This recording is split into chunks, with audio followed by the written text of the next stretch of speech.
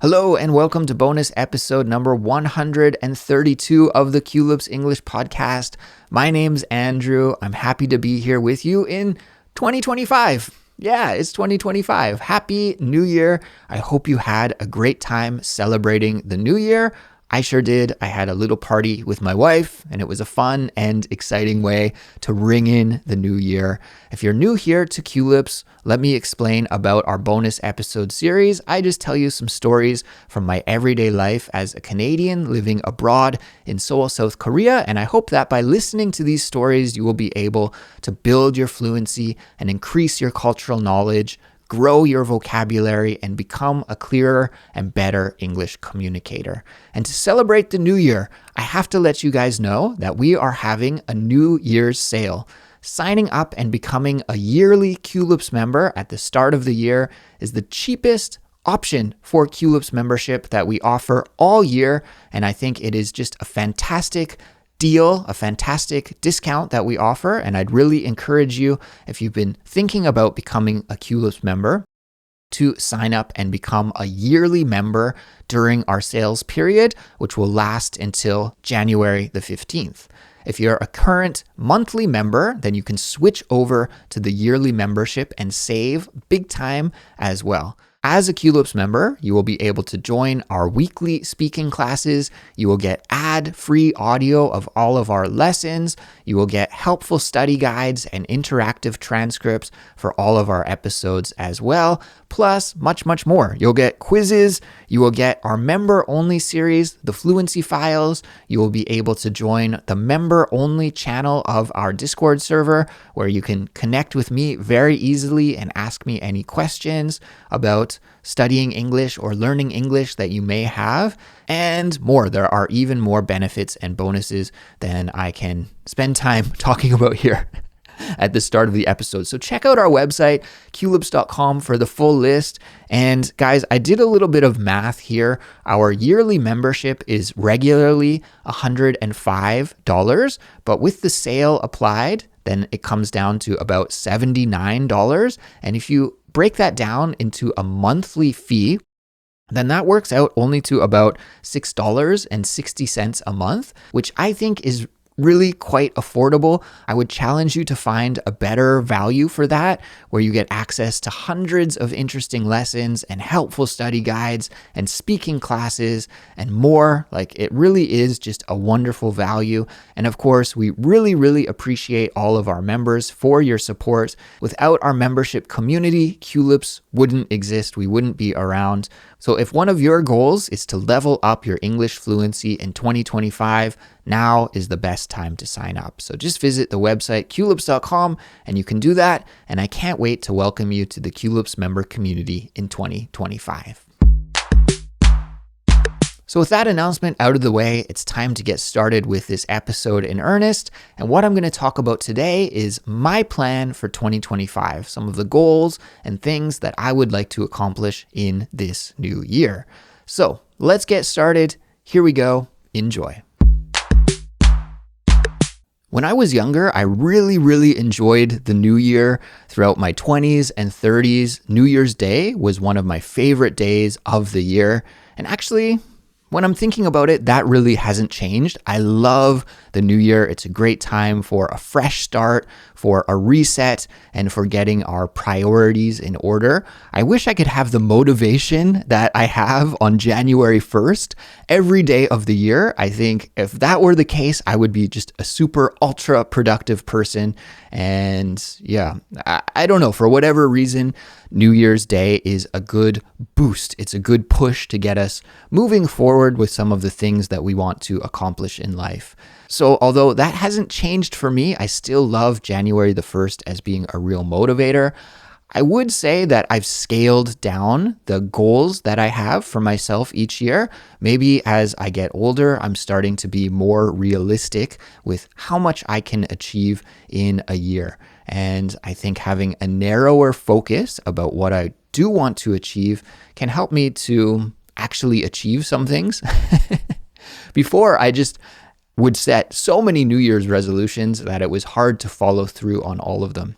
So over the last couple of years, I've been narrowing down my New Year's resolutions just to a few key areas where I really want to see some improvement and growth.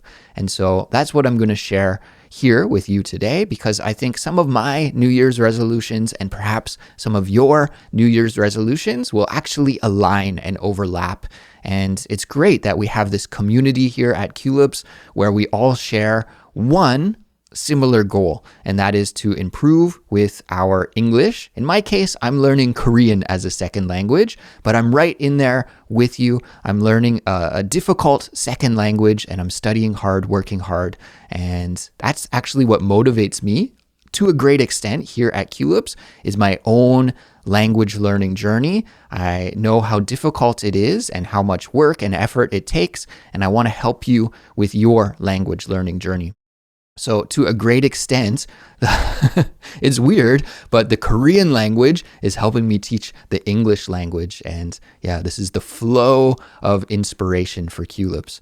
So anyways, I think we have that language learning goal in common. And let me just talk about Korean while I'm on the subject here for a moment. That, of course, is one of my major goals for 2025 is just to keep hammering away at it. I think I've talked about this over the last couple of years here at Culips during the New Year's show, and that is my major success with Korean is just not quitting. And I know that can sound maybe not so inspiring, but I really think that when you are learning a second language, spending time with the language and interacting with it daily is so important. Again, this is one of the reasons why I'm making this kind of content for you guys here listening to Culips, is that you need to spend time with the language, you need to get it in your head, you need to be exposed to it, and these are all the things that you need to do in order to become fluent. It's a vital step, and without it, you can't really achieve any high level of fluency. So when I say I'm proud of myself for not quitting at Korean, that just means that I spend time with the language every day. Of course, I'm very lucky and blessed that I have a native speaker wife who I live with, who of course I can speak with every day. That is really great, but that's only part of the solution. I think maybe many of you out there, you're thinking, wow, if I had a partner that was a native speaker, I could get fluent in English so quickly. I can tell you that's not really the case, because you find yourself just talking about the same things day in, day out. And yeah, it's not great. I mean, it's not bad. It's definitely an advantage. Don't get me wrong. But at the same time, it's not that miracle cure-all that we might expect it to be. So I try to do lots of different reading with Korean, watch different TV shows in the language, listen to podcasts, and of course, speak as much as possible with other people when I get the opportunity as well. But for 2025 here, going into the future, I'm just going to resolve and double down to spend a lot of time with Korean every day and not really to stress too much about anything else other than spending time with the language. I don't have a goal of like, I must read 15 novels or I must watch 20 movies in Korean or anything like that. I find for me, at this point, those kinds of goals just stress me out because my life does go through some very, very busy times and some times that are less busy. And I find that setting a marker like that is really, really difficult for me. So instead of having these goals where I must read X amount of novels in Korean or spend X amount of hours studying, instead, I'm just going to make a conscious effort to interact with the language every day and to, as much as I can, replace English with Korean. So if I feel really, really lazy, maybe I want to watch some English YouTube, well, can I just switch it over to Korean YouTube and spend some time vegging out and watching a Korean video instead of an English video? Sometimes this is not so easy because it requires effort and I want to relax, right? I don't want to spend mental energy when I'm trying to relax. But I think these are some of the steps that you really need to do to make Korean or for me, in my case, Korean, and for you, English, more of a part of your lifestyle, and to make those big jumps in your fluency by incorporating, adding the language into your regular routine each day. So I'm going to keep hammering away at that.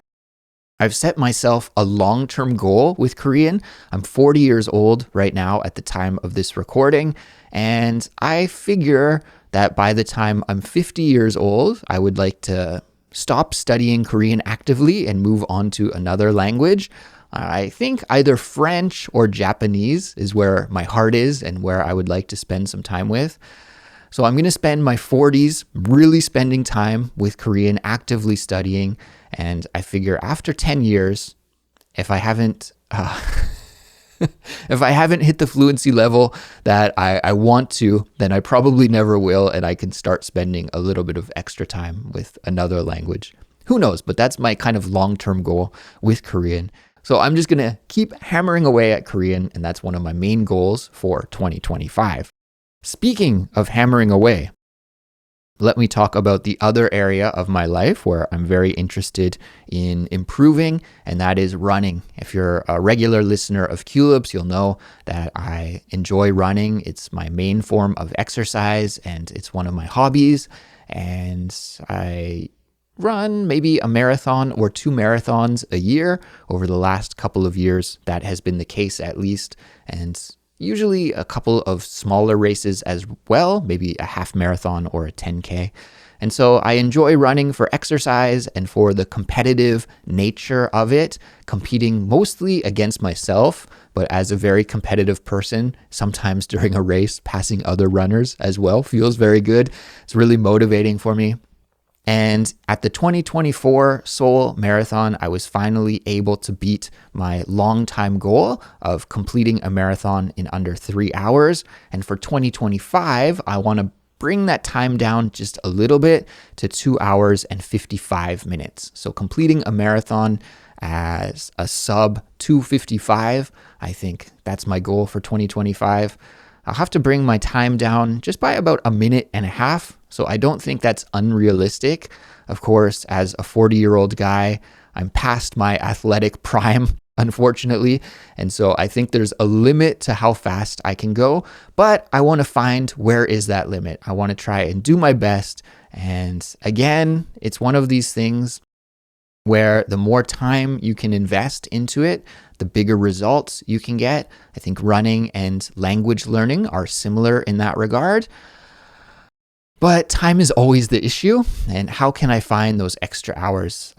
There's a YouTuber that I enjoy. He makes running content, and his username is Ran to Japan, I believe. And he's a really funny guy. He's from the UK, but he actually moved to Japan to run in Japan and learn from Japanese runners because they have a really amazing running culture in Japan with lots and lots of really fast runners. And so he's this funny young guy, and he moved to Japan to start running, and he documents his journey there. And one of his slogans for running is work harder, not smarter. And I think what his point is there is that you can learn about all of these different running techniques and running strategies, and you can use new technology to help you. But at the end of the day, there's no replacement for putting in time and putting in effort. And so his slogan for running, and he's an extremely fast runner. He is almost at the elite level, just like a little bit outside of the ultra elite, like Olympic level for marathoning almost. So he's a very high level runner, and his slogan there, work harder, not smarter, I think is kind of a good one. It's a joke, of course. He's not saying to be stupid out there, but I think the key point is true in that if you want to see improvement with your running, you need to run a lot. Just like language learning, if you want to see improvement with your language learning, with your English learning, in my case, Korean learning, we need to spend a lot of time. There's no replacement for putting in time and effort. So that's my goal with running, a sub 2:55 for 2025. I'll be running the Seoul Marathon in March here, and I hope I can repeat my past glory of the sub 3 in 2024. So we'll see how it goes. Please cheer me on, and I'm going to try my darndest, try my hardest to hit that goal.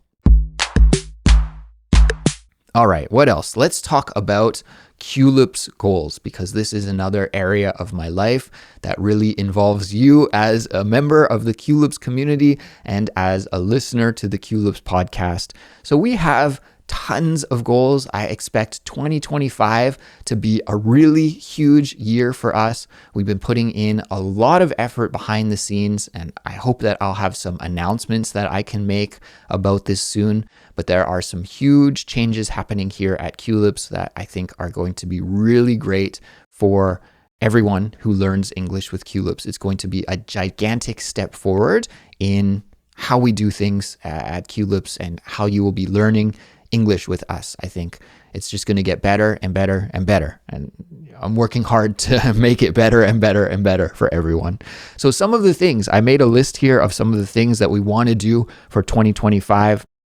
Of course, in 2024, we introduced speaking classes, and these have been just so awesome and one of the best things we've ever done at Culips, in my opinion. All Culips members are able to join up to 3 classes per week. And what we do is we get together and we just chat about a recent Culips episode.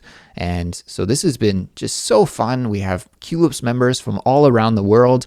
I host one of the classes each week, and we have members from Asia, from Europe, from South America, from North America, from the Mideast. I mean, really, it's global. And so to connect with you guys and talk with you guys is just so fun. And to get to know you and make friends with you as well is just wonderful. And I think this is just also a really lovely way to learn English. First, you listen to the podcast episode, and then later you get to talk about the content and what you heard, and you get to share your opinion, your voice, your thoughts. And so it's the total package for English learning. You get the listening, you get the vocabulary and grammar study with the transcript and going deep into the study guide, and then you get the speaking practice with the small group classes as well. So we're hoping to expand these and offer even more options for the speaking classes for our members going into 2025, and maybe even some specialized speaking classes. I think one of our members suggested that a presentation class could be really fun. And I like that idea of having a presentation class where maybe each week a member or two makes a presentation, and everyone is free to join, and we can listen to the presentation and then ask questions. And it could be really a great opportunity for practice your English speaking and formal presentation making as well. I love that idea. Maybe we'd have more leveled classes so that if you are a lower level or intermediate level or advanced level, you could join the class that best fits your level, and so that you could feel comfortable interacting with members who are at a similar level to you. Of course, we're going to still have some classes for everyone, but I think those leveled classes, in addition to the free-for-all classes, could be really fun and a nice thing for a lot of you. Also, we're planning to introduce courses, Culips courses. So this has been something that has been requested for a long, long time by many, many people, having courses for grammar, pronunciation, culture, maybe current events and current topics. And we're planning to make that kind of course material available for our members as well in 2025. So we've got big plans for Culips courses. And also, one of the highlights for 2024 for me, and I talked about this in the 2024 recap episode that I recorded with Cassie, but spoiler alert, one of the things I talked about in that episode is that the meetup in Osaka in July of 2024 was one of the highlights of the year for me. So we met up with Culips listeners in Osaka. We had a great time hanging out and spending time together, and it was just so nice for me to connect with Culips listeners, and I'd love to do more meetups into 2025 as well. And so definitely here in Korea, my home base, we're going to have a meetup in early 2025. I hope by the spring. Definitely, let's do it. So if you're a listener in Korea and you'd like to meet up with me, and hopefully I can convince Cassie maybe to join me as well. I'll have to check with her, but it would be awesome for us to do a meetup here, probably in the Seoul, Gyeonggi-do area. I think that is probably the most convenient for most listeners in Korea, and definitely for me. So yeah, Seoul meetup in 2025. And also, I haven't confirmed the schedule yet, but it looks likely that I will be spending a little bit of time in Tokyo in February of 2025. And if any listeners out there who are in Tokyo would like to help me plan a meetup or organize a meetup, I think, why not? Let's do it. I really relied on the Culips community's help to plan the Osaka meetup, and I would really need to do the same for a Tokyo meetup. But if you are out there listening and you are a Culips fan and you would like to help us organize a simple, small meetup in Tokyo sometime in February, please send me an email, andrew@culips.com, or you can DM me through our Discord server. And if we get enough interest, let's make it happen. And of course, we're still going to keep making awesome English lessons and podcast episodes for you into 2025, as well as much interesting content as possible to help you achieve your English fluency goals in 2025. And I also have some goals that are outside of my hobbies to an extent and are more personal in nature that I want to do for 2025. Number one, I want to do something social, and that gets me out of the house from time to time here in Korea. To an extent, I think I work a lot and I'm doing a lot of my hobbies like running, and these are pretty solo activities, and it would be nice to integrate a little bit more into Korean society by doing something social with Koreans that's not related to English education or English learning. I spend a lot of time with people here all the time, but most of it is related to English education and English teaching. I think it would just be nice to live my life here in a way that's similar to how Koreans live. And so I'm thinking about doing something like maybe joining a running club or a hiking club or something like this, maybe a volunteer activity, something that gets me active and able to meet some new friends, and just something that's not like me being an English teacher all the time. I think it would be nice to turn off that side of my brain for a little bit. So we'll see. I have to make the time for it. There's a reason why I haven't done that yet.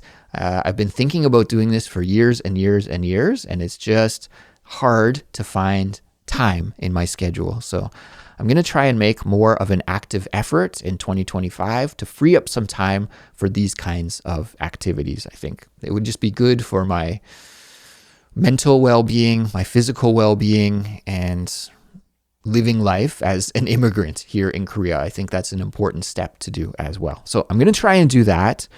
And another thing that I would like to do maybe in 2025, my wife and I have been talking about this a little bit on and off.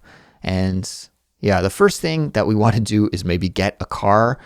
My wife especially has been saying, as non-drivers, we both have, I think there's an expression in the Korean language where they call it a closet driver's license. It's like you have your driver's license, but you don't use it. So it's almost like you've hung it up in the closet and it's just sitting there.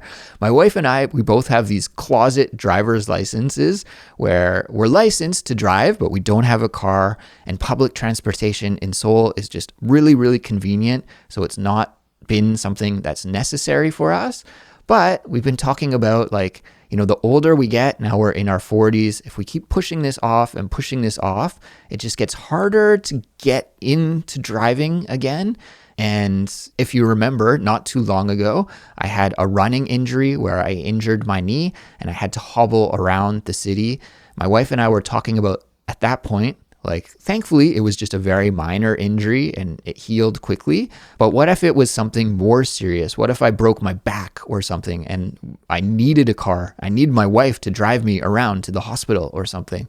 This would be really, really important. And I would hate for her to suddenly have to just start learning how to drive really quickly in that kind of situation because there was an emergency or something like that. So we've been talking about, don't delay. act today, and we might as well just get this going and start driving more often and hopefully get a car for ourselves. And I think there's advantages and disadvantages to driving, but at the end of the day, it's just like anything. You got to get your time in as a driver. The more time you spend driving, the better driver you are. And we might as well get started with that in 2025. So I think that's something that we're going to do.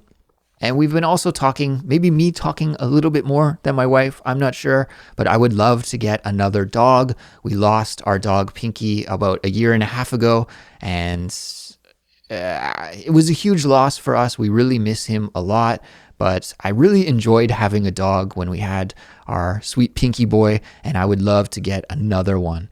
Of course, it's a huge time commitment. It's a huge commitment just in general. But sometimes my wife and I, we both follow animal shelters on Instagram, and I have some animal shelter apps, and you see all these dogs out there that need a home, and we have a home, and we have, I think, a lot of love that we could give to another dog.